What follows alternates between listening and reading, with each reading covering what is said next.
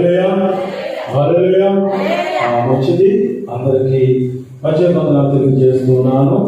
దేవుడు మిమ్మల్ని దీవించిన హల్లెలూయా. మంచిది. ఉదయకాలము చక్కటి వాక్యాలు విన్నారు, అలాగే చక్కటి పాటలు పాడారు, అలాగే చక్కటి ఆరాధనలో పాల్పంచుకుని దేవుని స్తుతించారు.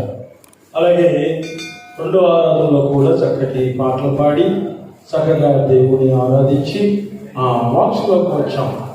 లేదా బహు జాగ్రత్తగా వినండి. వినడం వలన ఏం పెరుగుతుంది చెప్పండి? ఏం పెరుగుతుందమ్మా? వినడం వలన విశ్వాసం పెరుగుతుంది. కాబట్టి బహు జాగ్రత్తగా మీ వాక్యాన్ని వినాలి. వినడం వలన మీకేం పెరుగుతుందని చెప్పారండి? విశ్వాసం పెరుగుతూ ఉంది. ప్రియమైన దేవుని బిడ్డలారా, మనం వాక్స్లోకి వెళ్దాం.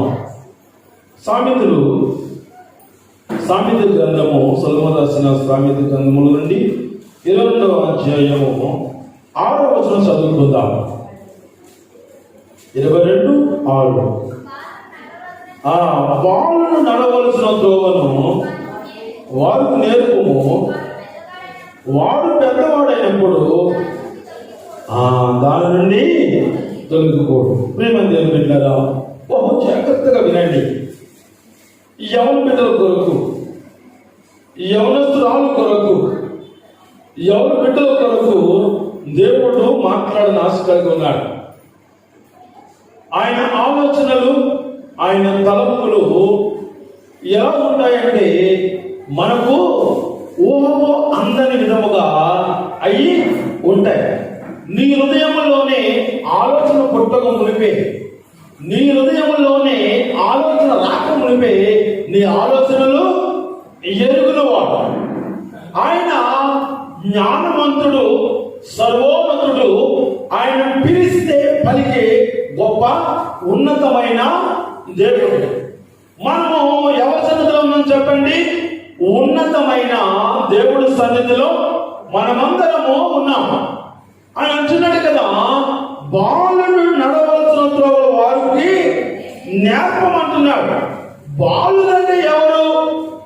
బాలుడంటే చిన్నపిల్లల, లేక కొంచెము ఎవరి కాలం ఉన్న 18 సంవత్సరాల బాలుడా, లేక 30 సంవత్సరాల నుండి 40 సంవత్సరాల వారు బాలుడా? అంటే పిల్లరా, మనమందరము యవనస్తులమే. నేను యవనస్తులమే అన్నవారు చెప్పండి హల్లెలూయా. కింద పుట్టేసులో చూడండి ఒకసారి. పెద్దవాడైనప్పుడు అన్న దాన్ని కింద ఏమని చెప్పండి? కింద పుట్టేసులో చూడండి. అయినప్పుడు, పెద్దవాడైనప్పుడు, ముసలివాడైనప్పుడు. ప్రియమైన దేవుని బిడ్డలారా, ఇదే బైబిల్ జీవ గ్రంథము చదువుతున్నప్పుడు బహు జాగ్రత్తగా వాక్యాన్ని చదువుతూ ఉండాలి. దేవుడు గ్రంథాన్ని నువ్వు తిరగబెట్టి తిరిగిస్తున్నప్పుడు నువ్వు ఎలా చేయాలంటే బహు జాగ్రత్తగా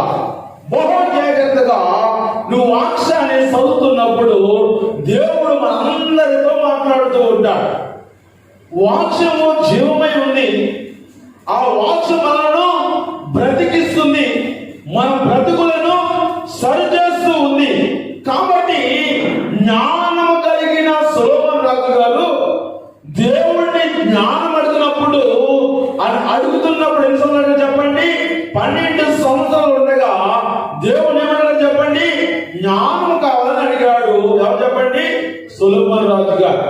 ప్రియాగా ఆ 12 సంవత్సరంలోనే దేవుడిని జ్ఞానం కావాలని అడిగినప్పుడు ఆ సమస్తమునికి అనుగ్రహించాడు దేవుడు. అనుగ్రహించినప్పుడు ఆ జ్ఞానముతో ఉండి ఇశ్రాయేలు ప్రజలందరినీ ఆయన పరిపాలన చేసి మంచి పరిపాలన అందించి ఒక ఉన్నతమైన రాజుగా ఈ లోకంలో ఉండగలిగాడు. ప్రియులారా, ఎందులో ఉండగలిగాడు అంటే ఆయన దగ్గర ఎవరితో సావాసం చెప్పండి? దేవునితో సావాసం చేశాడు.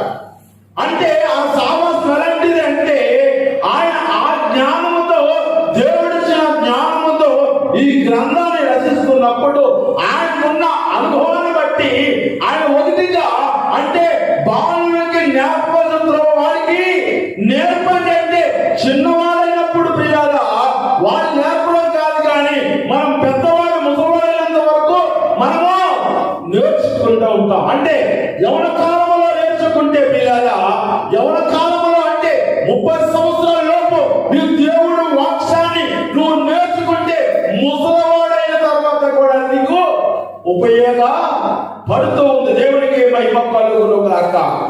ఈ మాటకు అర్థము బాలుడు నడవలసిన త్రోవను వారికి నేర్పము. వాడు పెద్దవాడైనప్పుడు దాని నుండి, ముసలివాడైనప్పుడు నుండి, పెద్ద మనిషి అయినప్పటి నుండి అతను తొలగి పోడు. మీకందరికీ దగ్గరగా ఉన్న ఒక సంభాషణ, ఒక ఉపమానం మీకు చెప్తాను, వినండి. ఆ ఉపమానం ఏమిటంటే, ఎప్పుడైనా ఎవరైనా చెట్టును నాటారా? చిన్న చెట్టు, ఏదో ఒక చెట్టును మీరు నాటి ఉండవచ్చు. ఆ చెట్టు చక్కగా పెరిగితే పర్లేదు, కానీ అది వంకగా పెరిగితే ఏం చేయాలో చెప్పండి మీరు? దానికి కర్ర కట్టి నిదానముగా దాన్ని వెళ్ళడానికి ప్రయత్నం చేస్తూ ఉంటారు. అది ఎందుకు ప్రయత్నం చేస్తారు అంటే, మన సాధారణంగా ఎవరికి ఆలోచన రాదు.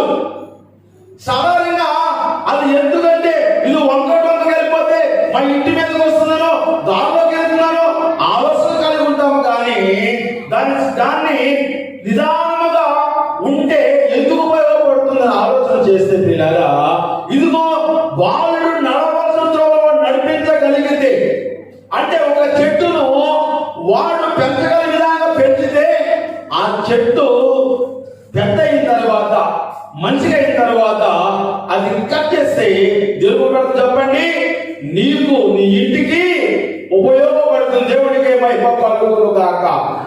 అందుకనే బాలుడు నడవలసిన నేర్పమని చెబుతున్నాడు. అది పెద్దవాడైన తర్వాత, ముసలితనం వచ్చిన తర్వాత కూడా అతనికి ఏమో చెప్పండి, ఉపయోగకరముగా దేవుడి మాటలు, ఉపయోగకరముగా దేవుడి మాటలు అది ఎదుగుదలకు, ఆయన నడవడానికి అది ఉపయోగపడుతుంది. కనుక జ్ఞానము కలిగిన సొలొమోను గారు దేవుడిచ్చిన జ్ఞానముతో ఈ గ్రంథాలు రచిస్తూ ఉన్నాడు. ప్రియనా, నువ్వు యవన కాలంలో నీ బిడ్డలు నేర్పితే వారు పెద్దవాడైన తర్వాత ఎవరు నేర్పుతారు చెప్పండి? తన బిడ్డలకు నేర్పుతాడు. దీంట్లో ఆత్మీయ మర్మము, అంతరాత్మలోని మర్మము. ఆ మర్మం ఏమిటంటే, బాలుడు నడవలసిన వాడు నేర్పితే పెద్దవాడైన తర్వాత లేక ముసలివాడైన తర్వాత అతనికి ఉపయోగపడుతుంది. అంటే అతను చెప్పడానికి, తన బిడ్డలకు చెప్పడానికి అది ఉపయోగపడుతుంది. దేవుడి సన్నిధిలో నువ్వు ఎలా బ్రతికావో, దేవుడి సన్నిధిలో నువ్వు ఏ విధంగా బయట చెప్పి నీ కుమారుడు పెంచగలిగావో, అతను పెద్దవాడు ముసలివాడైన తర్వాత తన బిడ్డలకు కథగా చెబుతాడు. దేవుడికి మహిమ కలుగును గాక. హల్లెలూయా. ఈరోజు పాఠాంశము కూడా నేర్పము. ఈరోజు పాఠాంశము కూడా నేర్పము. ఎవరు నేర్పాలి అంటే, ప్రియారా, నాకు అన్ని తెలుసు అనుకుంటా, నాకు సమస్తము నాకు తెలుసు అనుకుంటా, నేను ఎప్పటి నుంచో దేవుడు సహవాసం చేస్తూ ఉంటాననుకుంటా. కానీ ప్రియారా, మనము అన్ని తెలుసున్నా ఇంకా నేర్పులోని కంటే నేర్చుకుంటూ ఉన్న స్థితిలో మనం ఉన్నాం. అంటే వీళ్ళు అందుకనే సొలొమోను రాజు గారు చక్కగా వివరిస్తూ ఉంటున్నాడు. నువ్వు ఎలా వివరిస్తూ ఎలా ఉండాలంటే, నువ్వు నడవగలిగితే, నువ్వు పెద్దవాళ్ళు చెప్పినప్పుడు నువ్వు వినగలిగితే, నీ ముసలితనమందు వల్ల నీకు ఉపయోగపడుతుంది. ఎలా ఉండకూడదు?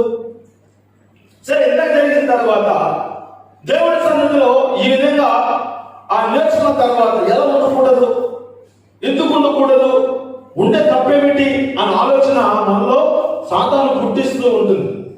మీరు సొలొమోను గ్రంథం చదువుకుందా? గ్రంథం చదువుకుందాం. సొలొమోను రాసిన ఆ సామెతల గ్రంథము 22వ అధ్యాయం 12వ వచనం చదువుకుందాం. 22, 28, 13. 28, 13 చదువు. అతిక్రమములను దాచిపెట్టేవాడు వర్ధలేడు, వాటిని ఒప్పుకుని విడిచిపెట్టేవాడు ఏం పొందుతాడమ్మా? ఏం పొందుతాడు చెప్పాలి? ఏం పొందుతాడు? ఎప్పుడు ఏది దాచిపెట్టకూడదంట? అతిక్రమం దాచిపెట్టేవాడు ఏం చేయాలి దేవుడి మందిరంలో? ప్రియులారా, శ్రమ అది నీకుండటం వలన ఎలా ధన్యురాలు ధన్యుడు. శ్రమ లేని వాడు నా వాడు కాదని స్వయంగా యేసు ప్రభువు వారు చెప్పారు. శ్రమ ఎందుకు ఉండాలి? ఆ శ్రమ ఉండడం వలన మనకు ఏ ప్రయోగం ఉంది అంటే పిల్లగా, అందుకనే ప్రభువు వారు ఆయన చెప్పే విధానం బట్టి చూస్తే శ్రమ లేని వాడు నా వాడు కాదు అన్నాడు. ఆ శ్రమ ఎందుకు ఉండాలి? ఆ శ్రమ ఉండడం వలన నాకేంటి ఉపయోగము అని మనం ఆలోచన చేస్తే పిల్లగా, శ్రమ నీ ఇంటిలో ఉండడం వలన నీకు అన్ని ప్రయోజనకరమైన దీవుల్లో ఉంటాయి. ప్రార్థనలు ఎక్కువసేపు గడపవచ్చు, ప్రార్థనలు ఎక్కువసేపు దేవుడు స్తుతించగలము. నీకు ఆ ఏదైనా చేద్దామన్నా కనీసం బయటకు వెళ్ళి ఓ పనితో ఉందామన్నా ఉండబోద్దు కాదు. దేవుడు సన్నిధిలో ఎంతసేపు ఉంటే అంత బాగుంటుందని మనం ఆలోచన మనకు కలుగుతూ ఉంటుంది. ఈ శరీరమునకును హృదయమునకు ఏమని చెప్పండి, సావాసం ఉండదు. ఎప్పుడు హృదయానికి శరీరానికి వైరుధ్యం పుడుతూనే ఉంటుంది. శరీరము అన్ని కోరుకుంటూ ఉంటుంది, అన్ని సుఖాలు కోరుకుంటుంది. కానీ దేవుడు మందిరానికి వచ్చినప్పటికీ శరీరం చెప్పండి హృదయానికి సహకరించదు. ఎలా సహకరించదు అంటే హృదయము దేవుడితో ఉంటుంది. హృదయమే దేవుడిచ్చిన గొప్ప ఆయుధము. నువ్వు బ్రతకడానికి దేవుడు ఆయుష్ కాలాన్ని నీలో పెట్టాడు. అది ఎవరితో సహవాసం చేస్తుందంటే దేవుడితో సహవాసం చేస్తూ ఉంటుంది. శరీరం ఎవరితో సహవాసం చెప్పండి? శరీరము లోకముతో సహవాసం చేస్తూ ఉంటుంది. ఒకవేళ నేను దేవుడి అందరి నుండి వచ్చాను కనుక, ఈ నరులోకి వచ్చాను కనుక నేను దేవుడికి ప్రార్థన చేస్తాను, దేవుడికి ఆరాధన చేస్తానని హృదయం అనుకున్నా, ఈ లోకంలో కలిసిపోయిన శరీరం ఏం చెప్తుంటే మనలో బద్ధకము, శ్రమ అనేక రకాలుగా ఆ హృదయానికి సహకరించకుండా మన శరీరం ఏం చెప్పండి ఇబ్బందులు పడుతూ ఉంటుంది. నీవు సాతాను ఎక్కడో ఉందని మనం ఆలోచన చేసుకుంటాం, కానీ మన సాతాను మనలోనే ఉంది. ఈ శరీరం ఎవరు చెప్పండి? సాతానుది. శరీరంలో ఎవరు చెప్పండి? దేవుడు. మరి ఇద్దరు పడుతుందా? ఇద్దరు పడదు. ఆత్మ అంటది నేను దేవుడి దగ్గర ఉంటానంటది, శరీరం అంటది నేను నీతో ఉంటానని సాతానుతో ఒప్పందం చేసుకుంటుంటాడు. పిల్లరా, నువ్వు ఏదో శ్రమ వస్తుందనో, ఏదో ఇబ్బంది వస్తుందనో నీవు భయపడుతున్నావేమో జాగ్రత్త. పిల్లరా, అన్నింటిలో గొప్పది దేవుని ఆత్మ మీలో ఉంది కనుక మీరేం చేయాలి? ప్రార్థన అనే అంశంలో మీ నుండి ప్రార్థన ఆయుధం మీద ఉంచుకొని ప్రార్థన చేస్తే పిల్లరా, ఇదిగో నువ్వు ప్రతి విషయంలో కూడా దేవుడి సన్నిధిలో ఒప్పుకుంటే ఆయన సన్నిధిలో నువ్వేం చెప్పండి వర్ధలు పడుతూ ఉంటావు. ఏంటయ్యా ఇన్ని సంవత్సరాలు బట్టి మందిరానికి వస్తున్నాం, కానీ మేము ఎక్కడ వేసింది అక్కడే ఉందయ్యా. మా కుటుంబాల్లో సమాధానం లేదు, మా జీవితాల్లో సంబంధం లేదు. ఇదిగో మా జీవితాలలో చక్కటి అభివృద్ధి లేదయ్యా. మేము ఎప్పుడు వచ్చినా మందిరానికి వచ్చినా ఎన్ని చేసినా ఏం లేదండి, మాకు అభివృద్ధి లేదు, సమాధానం లేదంటే పిల్లరా, ఇప్పుడే నువ్వు బాధపడుతూ ఉండవచ్చేమో. కానీ నాకు తెలిసిన మట్టికి దేవుడు నాకు ఇచ్చిన జ్ఞానాన్ని బట్టి నేను చెబుతూ ఉన్నాను, నువ్వు కొంతకాలం బాధపడవచ్చేమో, కానీ కొంతకాలం గడిచిన తర్వాత ఏమని చెప్పండి, నీళ్ళు ఇదిగో చెట్టు పెట్టిన తర్వాత ఇంకా మీకు బాగా అర్థమైంది. ఇప్పుడు చెప్తాను. తల్లి గర్భం ధరించిన తర్వాత ఆ బిడ్డను చూడాలంటే ఎన్నదాకా చెప్పండి? 9 నెలలు లేక 9 నెలలు 10 నెలలు, అంటే ఆడపిల్ల అయితే 10 నెలలుగా చూసుకుందాం. మగబిడ్డ అయితే 9 నెలలు. అంటే ఒక బిడ్డని ఒక రూపాన్ని చూడాలంటే తల్లి ఎలా చెప్పండి 9 నెలలు ఎదురు చూస్తూ ఉండాలి. వాడి కడుపులో ఉండి ఎన్నో బాధలు పెట్టినా, ఎంత కష్టం పెట్టినా, ఎన్ని మందులు మింగుతున్నా ఆ తల్లి ఆ రూపాన్ని చూడడానికి అయ్యి చెప్పండి ఎదురు చూస్తూ ఉంటారు. తిరగా 9 నెలలు నిండిన తర్వాత ఆ తల్లి పడుతున్న నొప్పులు బాధను చూసి ఈ లోపల కొడుకు రావద్దు అంటారు. కానీ బిడ్డ బయటకు వచ్చిన తర్వాత ఆ బిడ్డను చూడగానే, ఆ బిడ్డ రోజున ముసుగున్నమో చూడగానే ఆ నిప్పులన్నీ తల్లి మర్చిపోయి ఆ బిడ్డ ముందుకి అద్దుకుంటారు. దేవునికి మహిమ కలుగుగాక. నువ్వు శ్రమ పడుతూ ఉన్నావు, నువ్వు మందిరానికి వస్తూ ఉన్నావు, దేవుడి సన్నిధిలో వాడబడుతూ ఉన్నావు, దేవుడి సన్నిధి అన్ని పనులు చేస్తూ ఉన్నావు. కానీ కష్టాలు పోవాలంటే కొంతకాలం పురుణెప్పులు తప్పవమ్మా సహోదర సహోదరి.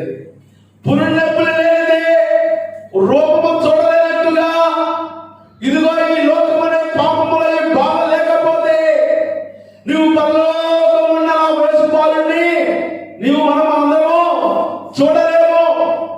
చూడగలగాలంటే పురుణెప్పులు మనకి ఈ లోకంలో తప్పవు. పురుణెప్పులు అనగా మన ఇంట్లో ఉన్న సోదరులు ఇబ్బందులు కష్టాలే. నువ్వు బిడ్డ కొరకు ఎందుకు చూస్తున్నావు కదా, ఆ బిడ్డ రూపవతిగానే నీ కట్టలను మర్చిపోతున్నావు కదా. అలాగే రెండో రాత్రులు ఎక్కబడినప్పుడు నువ్వు పడుతున్న కష్టాలు నువ్వు మర్చిపోతావు. లేదా నీవు ఆ కష్టపడుతున్నప్పుడు నువ్వు పిల్లలేసుకోవడం మానవు, దాన్ని సూచిస్తే తీసుకుంటూ మానవు. ఎందుకంటే ఎంత నేర్పేనా మానేస్తావు, ఎన్ని టాబ్లెట్లు మిగుతావు, ఎందుకు ఆ రూపం ఏదో చూడాలని. ఎన్ని సూచనచ్చినా ఎన్నిగా బాధపడినా నీవు ఆ రూపం కొరికే చూస్తావు. నా కడుపు నా గర్భం ఉన్న ఆ రూపం ఎలాగుందో, వారి చేతులు ఎలా ఉన్నాయో, వారి ముక్కు ఎలాగుందో, వారి నోరు ఎలాగుందో చూసుకోవాలనే తల్లి ఆశపడుతూ ఉంటుంది. బిడ్డ ఇదిగో నా దేవుడు నిన్ను శ్రమ పెడుతూ ఉన్నాడంటే, నిన్ను నలుగుతూనే ఉన్నాడంటే పిల్లరా, నలగగా ఏమో చెప్పండి, గొప్ప రూపము నీలో ఉన్న దేవుడు చూస్తాడు. దేవునికే మహిమ కలుగును గాక. హల్లెలూయా హల్లెలూయా. నా ప్రియమైన దేవుని బిడ్డలారా, నువ్వెంతగా దేవుడి సన్నిధికి దగ్గరగా జీవించగలిగినప్పుడు, నా యేసయ్య సన్నిధిలో నువ్వు పని చేస్తూ ఉన్నప్పుడు, దేవుడి సన్నిధిలో నువ్వు వాడబడుతున్నప్పుడు పిల్లలా, నువ్వు ఎంతగా వాడబడగలిగితే నువ్వు అంత గొప్ప కార్యాలు నువ్వు చూస్తావు. అయ్యో నేను చచ్చిన తర్వాత ఏం చూస్తానులే, నన్ను చచ్చిపోతాను నేను ఏం చూస్తాను అనుకున్నావు బిడ్డ. నీవు యథార్థవంతురాలువై, నువ్వు యథార్థంగా జీవించగలిగినప్పుడు పిల్లరా, ఈ లోకంలో నీ కొడుకులు పడుతున్న అభివృద్ధిని, నీ బిడ్డలు పొందుతున్న ఆ అభివృద్ధిని చూచి తల్లి బిడ్డలు ఆనందంగా ఉంటారు. ప్రియమైన నువ్వేం చేయాలా? ఓపిక కలిగి దేవుడి సన్నిధిలో ఉన్న కింద చదువుకుందా కింద నిత్యము భయము కలిగి ప్రవర్తించేవాడు ఆ ధన్యుడు, హృదయమును కఠినపరుచుకున్నవాడు ఎక్కడ పడతాడంట? నీ కష్టం వచ్చిందను, ఇబ్బంది వచ్చిందను నువ్వేం చేయకూడదమ్మా? విసుకుకూడదు. ఎందుకంటే పిల్లరా, పైన నిత్యము దేవుని యందు భయభక్తులు కలిగించి ప్రవర్తించిన వాడు ధన్యుడు. అవన్నీ కష్టాలు వస్తున్నాయి కదని అతను హృదయాన్ని కఠినపరుచుకుంటే ఏమో చెప్పండి, అన్ని తెలుసున్నా నా యేసయ్య ప్రేమను మరిచి ఏమో చెప్పండి, నరకంలో లేక కుట్ట లోకం అనే ఆ పాపంలో పడిపోయి అవమానాలకు గురవుతూ ఉంటాం. పిల్లగా 28:14 మనం చదువుకున్నాం కదా. అలాగే నా ప్రేమ బిడ్డగా సామెత 22:3 చదువుకుందాం. 22:3 చదువుకుని మనం కొంచెం ముందుకెళ్దాం అమ్మా. బుద్ధిమంతుడు అపాయవంతుడు చూచి అమ్మా దేవుడికి మహిమ కలుగును గాక. హల్లెలూయా హల్లెలూయా. ఎలా ఉంటాడు బుద్ధిమంతుడు అంటే? అపాయవంతుడు చూచి వాడు ఏం చెప్పండి, దాక్కున్నాడంట. జ్ఞానం లేదు వాడు ఎదురమ్మా యోచింపక. ఎంత జ్ఞానముతో ఆ సొలొమోను రాజు గారు, ఆ ప్రవక్త అయిన ఆ రాజైన ఆ రాజు అంత ఆలోచన కలిగి ఈ గ్రంథాన్ని రాశాడు. చూడండి ప్రియమైన దేవుని బిడ్డలారా, దేవుడిచ్చిన జ్ఞానము ఎంత గొప్పగా ఉంటుందంటే పిల్లరా, ప్రతిరోజు మనతోనే మాట్లాడుతూ ఉంటుంది, ప్రతిరోజు మనం హెచ్చరిస్తూ ఉంటుంది, ప్రతిరోజు మన బ్రతుకులు నడక మన చూపులు నోటి మాటలు ప్రతి విషయాన్ని సరిచేస్తూ ఉంటుంది ఈ జ్ఞానము. పిల్లరా, దేవుడి సన్నిధిలో మోకరించినప్పుడు మనం ఏమడగాలంటే, ప్రభువా నాకు నేర్పుము, నాకు నేర్పయ్యా, నాతో మాట్లాడయ్యా, నన్ను నడిపించయ్యా అని మనం అడుగునప్పుడు పిల్లరా, నీకు ఏది అవసరం ఉందో నా ప్రభువు తెలుసు. నువ్వు అడుగుతున్నది ఏది అడుగుతున్నావు? ప్రభు నాకు జ్ఞానం నింపయ్యా, నేను జ్ఞానం నింపడం వల్ల నీ పని నేను బహుగా బాగా చేస్తాను ప్రభు అని ఆయన పని కొరకు మనం అడుగుతూ ఉన్నాము. కాబట్టి ఆనాడు సొలొమోను రాజు జ్ఞానంతో పాటు సమస్తమును దేవుడు సమకూర్చాడు. అలాంటి జ్ఞానమే నువ్వు అడిగితే ఆటోమేటిక్గా నీ కుటుంబంలో సమాధానం దయచేస్తాడు, నీ కుటుంబంలో అభివృద్ధిని దయచేస్తూ ఉంటాడు, గర్భం లేని వారికి గర్భం దయచేస్తూ ఉంటాడు. అభిమానం దేవుడా, ఎందుకంటే నువ్వు దేవుడి సన్నిధిలో జ్ఞానం అడుగుతూ ఉన్నావు, దేవుడు ఎలా బ్రతకాలో నువ్వు నేర్పమని దేవుడిని అడుగుతున్నావు కనుక దేవుడికి ఏం చెప్పండి, గొప్ప జ్ఞానం నీకు అందించాలని ఆశపడుతూ ఉన్నాడు. ఎప్పుడైనా ఊళ్ళో పొలం పని చేస్తూ బాగా తిరుగుతుంది, ఊర్లో ఆ పొంతగట్ట నడుచుకుంటూ పోతే, పొంతగట్ట తెలుసా, ఆ పొంతగట్ట కాలం గట్ట అంటారు కదా, గట్టి ఎలాగైనా సేవలు ఉంటాయి, పచ్చిన కాలం పొంతగట్ట అనొచ్చు, పొంత అనొచ్చు, అదే గడ్డలు చేసి సంథింగ్. ఆ పొంతగట్ట నడుచుకునేదంటే ఆ కాలం పక్కన ఎక్కువ తుమ్మ చెట్లు ఉంటాయి. తుమ్మ చెట్లు ఎరిగినా ముళ్ళు పెద్దగా ఉంటాయి, ఆ తుమ్మ చెట్లు ఉంటాయి. ఇప్పుడు ఊరు వెళ్ళినప్పుడు నేను చెప్పిన గుర్తుపెట్టి అందరూ ఇప్పుడు ఊరికి అన్ని కనబడుతుంటాయి. పొంతగట్టి మీద నడుచుకుంటూ వెళ్ళినప్పుడు కాలం పక్కన తుమ్మ చెట్లు ఎక్కువ ఉంటాయి, దాని ముళ్ళు ఎక్కువ ఉంటాయి. అది ఉన్నప్పుడు మనకు ఇప్పుడు ఏదో చెప్పులు కాస్త చెప్పులు వేసుకున్నాం, అప్పుడు చెప్పులు వేసుకోవడం కాదు. పొలం వెళ్ళినప్పుడు గట్టి దిగిపోతే బొట్టలు నొక్కులు గట్టికేసి నొక్కి ఆ మోపులు మోసుకోవాలి, గట్టి జారిపోతుంది ఇలా బొట్టనే తన భూమిలో దించి మోపులు మోసుకోవాలి. అలాగే ఆ పొలం పనికి వెళ్ళినప్పుడు, పొలం వెళ్తున్నప్పుడు ముళ్ళు గుచ్చుకునేది, గుచ్చుకుని వచ్చేస్తా అంటే ఇరిగిపోతుంది లోపల. ఇరిగిపోయినప్పుడు అది ఎంతంటే కాలు పెడదామంటే అదేమంటారు, కలుక్కుమంటారు. అవి బాబు అంటారు పెద్దలో ప్యాన్ పోయింది బాబు అనిపించింది ఏమంటారు, అది కలుక్కుమంటే ప్రాణం పోయింది ఆయన అంటారు. అంటే ఇది ఉన్నది ఇంత ఉంటుంది ముళ్ళు, అది ఇరిగిపోయిన తర్వాత దాన్ని తీయకపోతే మనిషి నలవలేడు. మనిషి ఎంత పేరు ఆనందిస్తాడంటే అడిగేసిన వల్ల అది మనం జ్ఞాపకం చేస్తూ ఉంటుంది, నేనున్నానని ఆ ముళ్ళు మనమే జ్ఞాపకం చేస్తూ ఉంటది. వెంటనే వెళ్ళి ఆ ముళ్ళు తీపించుకుంటే మన ప్రాణానికి సుఖంగా ఉంటుంది. పిల్లరా, ఈ లోకం అనే ఆ పాపము యేసయ్య నీ కొరకు కాచబడిన ఆ రక్తముతో నీ హృదయాన్ని శుద్ధి చేసుకుని నీ పాపాలను ఆయన పాదాలు ఒప్పుకుంటే పిల్లరా, పట్టుపట్టిగా ముళ్ళు నేను ఇబ్బంది, ఆ పాపము నిన్ను ఇబ్బంది పెట్టకుండా ఎక్కడో ఒక దిక్కిన మనం పడిపోతూ ఉంటాం. మాట ద్వారా అవ్వండి, చూపు ద్వారా అవ్వండి, ప్రవర్తన ద్వారా అవ్వండి, ఏదో ఒక రూపంలో మనం ఏం చెప్పండి పడిపోతూ ఉంటాం. ఆ పడిపోయిన దాన్ని దేవుడి జ్ఞానం కలిగి మనము సరి చేసుకుంటూ ఉండాలి.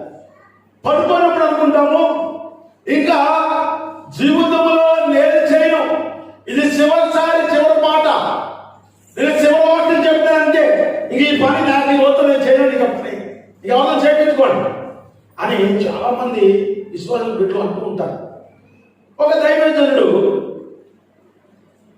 దేవుడు పిలుపందు గురించి సేవ చేస్తానికి సిద్ధపడి యవన కాలం అంతా దేవుడు పని చేసి ఒక మంచి సంఘాలను స్థాపించుకుని, సంఘం లేనప్పుడు పల్లెటూరుకి వెళ్ళి సువార్త చెప్పే ఆ సేవకుడు అనుకున్నాడు, అయ్యా ఇది లాస్ట్ నా సువార్త, పలానా ఊరు వెళ్ళాలనుకుంటున్నాను, ఇక నా వల్ల కాదు, నా ఓపిక లేదు, ఆ ఉన్న సంఘంతో ఉండిపోతాను తప్ప నేను పొరుగులు తెలను అనేసి దేవుడితో ఒప్పందం చేసుకున్నాడు. అంటే ఆయన ఈయన ఉపయోగపడింది అంటే అనుకుని ఇక రాశారు వెళ్దాం మానేద్దాము అని ఒక సేవకుడు అని విశ్వాసం అని ఏదైనా వర్తించుకోవచ్చు.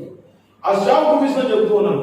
కాబట్టి అతను వెళ్ళి అక్కడ అప్పుడు కార్లు, సైకిళ్ళు, బస్సులు, మోటార్ సైకిల్ లేవు. ఆ 2 బండాయి దగ్గరికి వెళ్ళి, అయ్యా పలానా ఊరు వెళ్ళాలనుకుంటున్నాను నేను, ఆ ఊరికి నీ బండి కట్టాయంటే అతను ఏం మాట్లాడకుండా వెంటనే అతన్ని ఆ బండి కట్టాడు.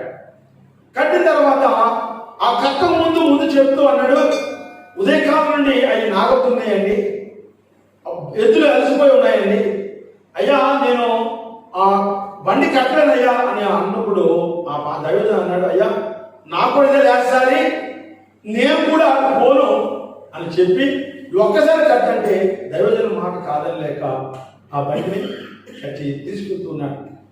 అప్పుడు మట్టి రోడ్లు కాబట్టి అది వెళ్తూ బండి వెళ్తూ ఉన్నాయి, విలేజ్ గీసి వెళ్తూ ఉన్నాయి. కొంత దూరం వెళ్ళిన తర్వాత ఆ బండి ఆ ఎద్దు ఒక వెద్దుకి కాలుకి కింద పోయింది. వెళ్ళిపోయి ఆ ఎద్దు చనిపోయింది. బిడ్డ వెంటనే యజమానుడు వచ్చి ఆ ఎద్దు మీద చేయి నుంచి ఏడుస్తూ ఉన్నాడు, ఘోరంగా ఏడుస్తూ ఉన్నాడు. ఎంత ఘోరంగా ఏడుస్తున్నాడంటే, తమ్ముడా నా ఆపదలో ఉన్నప్పుడు నా కుటుంబంగా ఉండి నాకు సహాయం చేశావు, నా కుటుంబ పోషణ కొరకు నువ్వెంతగా సహాయం అందించావని ఆ ఎద్దు మీద చేయి ఉంచి ఏడుస్తూ ఉన్నాడు.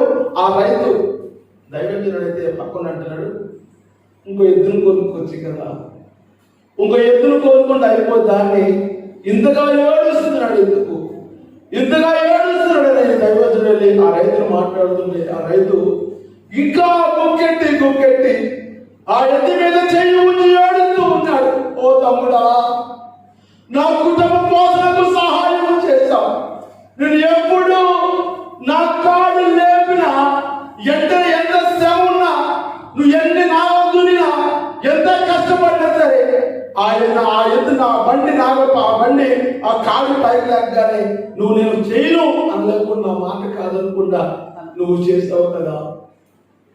ఇంతగా చేసింది నా బండి నా తమ్ముడు, ఇంతగా సహాయం అందించిన సహోదరుడు, ఇదిగో నేను విడిచిపోతూ ఉన్నాడు.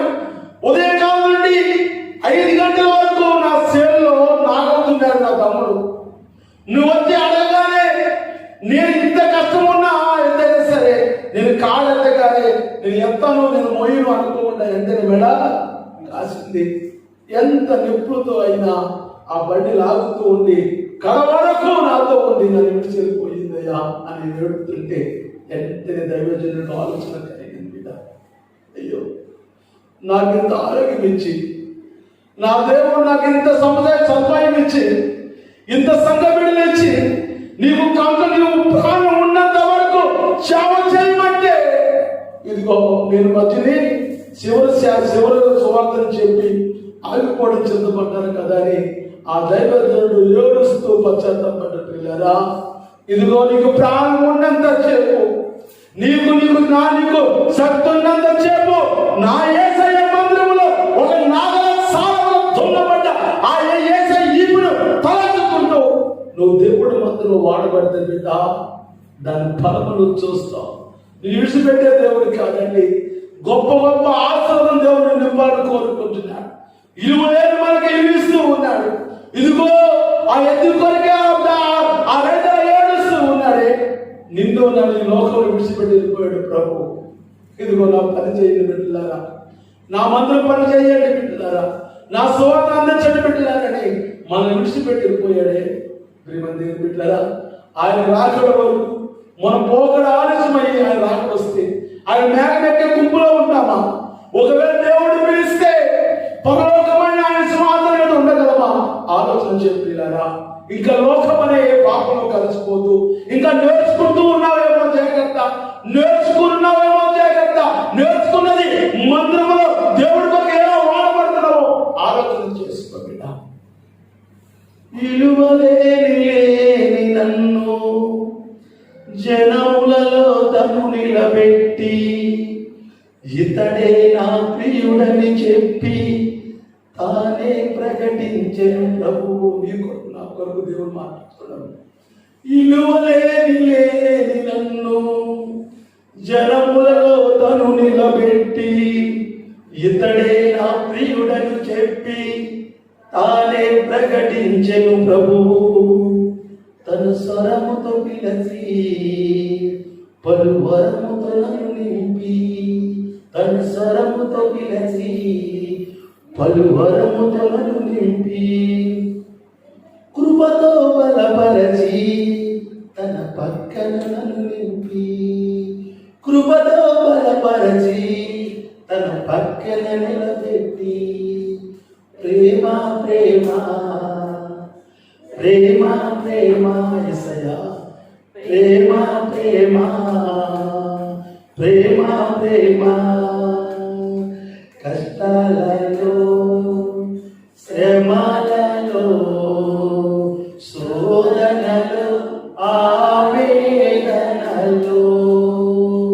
కష్టాలలో శ్రమలలో శోధనలు ఆవేదనలు శ్రమలోనైనా ఎడబాయ నన్ను నడిపెను ఈ ప్రేమ సిలువలు చాపిన రెక్కలతో మనను కప్పిన ప్రేమ సిలువలు చాపిన రెక్కలతో నన్ను కప్పెను ఆ ప్రేమ ప్రేమ ప్రేమ యేసయ్యా ప్రేమ ప్రేమ హల్లెలూయా హల్లెలూయా నేను విడిచిపెట్టి దేవుడు మందిరములో నేర్చుకున్న ఆ నేర్పు మందిరములో నేర్చుకున్న ఈ పాఠములు నీ హృదయాల్లో భద్రపరుచుకుంటే పిల్లరా శ్రమలో ఆయన విడిచిపెట్టాడు. ఆయన నీ కొరకు నా కొరకు కాల్చబడ్డ ఆ రెక్కల చాటు నిన్ను తన దోత్ కప్పుతాడమ్మా పిల్లరా. నువ్వు కప్పబడే స్థితిలో నువ్వు ఉంటే పిల్లరా దేనికి భయపడకుండా నీ కష్టములను ఆయన సన్నిధిలో వివరిస్తూ నీ సోదరులు ఆయన సోదరులు ఉండి ఆయన సన్నిధిలో కన్నీరుతో ప్రార్థన చేస్తున్నది పిల్లరా నువ్వు దేనికి భయవంతికినే నడవలసిన త్రోవలు బాలుడికి నేర్పమంటున్నాడు. నువ్వు ముసలితనం అయిన తర్వాత అది కనుక ఉపయోగపడుతుంది కనుక అలాంటి నేర్పులో మనమందరం ఉండును గాక ఆమేన్. ప్రేమ గల సర్వలో నీ బంగారు పాదములకు వందనాలు స్తుతులు అయినా మేము నేర్పుకునే అవసరంలో ఉన్నాం ప్రభా, నేర్చుకుంటున్నాం ప్రభా, నేర్పండి ప్రభా. అయినా నేను నా తండ్రి మేము ఎలా నడవాలో నా తండ్రి మాకు నాయన మాకు నేర్పి నాయన మేము ముసలితనం వచ్చినప్పుడు కూడా నాయన నీ సన్నిధిలోనే మేము నా తండ్రి నీ పని చేసే బిడ్డగా మనందరం వాడుకోమని సర్వప్రథమ వాక్యం ఈ నా తండ్రి యూట్యూబ్ ద్వారా నా ప్రభు మహిళ ఎంతమంది తింటున్నారు వాళ్ళందరూ